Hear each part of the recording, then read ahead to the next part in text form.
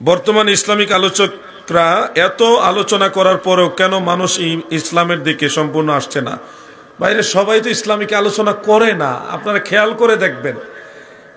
যেই বক্তাটা আন্তর্জাতিক স্কলার, কথায় কথায় ইংলিশও বলে, তার আলোচনা শুনেন, দেখেন রাসূলের পাকের সম্মান সম্পর্কে কয়টা কথা বলে, তার জবান দিয়ে আল্লাহর হাবিবকে অ্যাটাক করে কথা বলে। আপনি দেখেন, গতকাল একটা বক্তার বক্তব্য শুনছি, সে বাংলাদেশে প্রথম সারির আলোচিত একজন বক্তা, নাম বলবো না। সে আল্লাহর হাবিবের সম্পর্কে বলতেছে কি যে রাসূল করিম সাল্লাল্লাহু আলাইহি সাল্লাম যাত্রাবাড়ির ময়লার ট্যাঙ্কি দিয়ে দাঁড়ায় পেশাব করছে, নাউজুবিল্লাহ, এইভাবে শব্দটা চয়ন করছে। তো আল্লাহর নবী, এই ধরনের বক্তা যারা, তাদের অধিকাংশ ওয়াজে দেখবেন স্টেজে বসে তাফসীরুল কুরআন মাহফিল, পবিত্র কুরআনের নামে ব্যানার, এই মাহফিলে সে হিন্দি গান গাইতেছে, বহুত প্যার করতা হে। হিন্দি গান শব্দ চেঞ্জ করে সুর ঠিক রেখে সে গান গাইতেছে। আমাদের অনেক বক্তা আছে বাউল গান গাইতেছে, আপনারা আনন্দ নিতেছেন। এমন কিছু হাস্যরস বলা হচ্ছে, কৌতুক আনন্দ দেওয়ার জন্য, শ্রোতাদের মনোরঞ্জনের জন্য বলা হচ্ছে।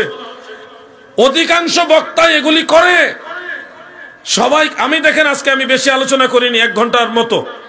এইটুকু আলোচনায় আপনাদের মনোরঞ্জনের জন্য একটা কথা বলি নাই। শুরু থেকে শেষ পর্যন্ত কিতাবের নাম, এবারত পড়ছি, আপনাদেরকে 2-1টা মাসআলা, আমল, এগুলি শিখাইবার চেষ্টা করছি। তো এরকম শহীদুল্লাহ বাহাদুর চেষ্টা করে, আরো 2-4 জন চেষ্টা করে, কিন্তু বেশিরভাগ হলো আপনাদেরকে খুশি করার জন্য, আনন্দ দেওয়ার জন্য এমন এমন গান গাইবে। সেটা বাউল গান হইতে পারে, হাসি ঠাট্টা, মানে ইসলামিক ওয়াজের মঞ্চগুলি হয়ে গেছে মনোরঞ্জনের মঞ্চ। তো সমস্যা তো সব জায়গায় রে ভাই, এগুলি আমি চাইলেও সমাধান করতে পারবো না, এগুলির জন্য আপনারাও দোষী আছেন।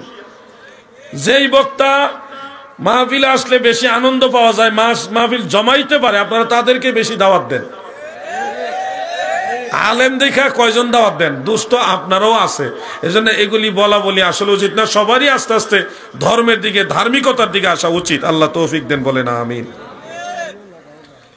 প্রশ্ন করে সালাম দিয়েছেন, আসসালামু আলাইকুম, সবাই উত্তর দেন ওয়ালাইকুম আসসালাম। আলা হযরত এর শুরু কোথা থেকে? আলা হযরতকে নিয়ে অনেকের মতভেদ জানার জন্য বিনীত অনুরোধ।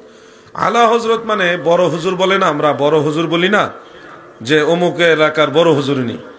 তো আলা হযরত হলো আহলে সুন্নাহ ওয়াল জামাতের মধ্যে বৃহত্তর ভারতবর্ষে তিনি সুন্নি জামাতের বড় আলেম।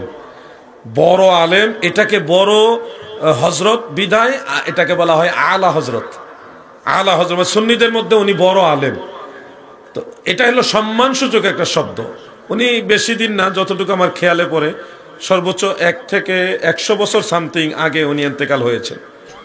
100 বছর সামথিং, মানে 110 বছর এখনো হয়নি, এর আগে উনি ইন্তেকাল হয়েছেন। তো তিনি একজন মহান মনীষী ছিলেন, সুন্নিয়তের উজ্জ্বল একজন রাহবার নক্ষত্র ছিলেন। তিনাকে আমরা সম্মান করি, মানি, এটাই আমাদের নীতি। আমরা আগের যুগের আকাবির যারা, তাদেরকে সম্মান করি।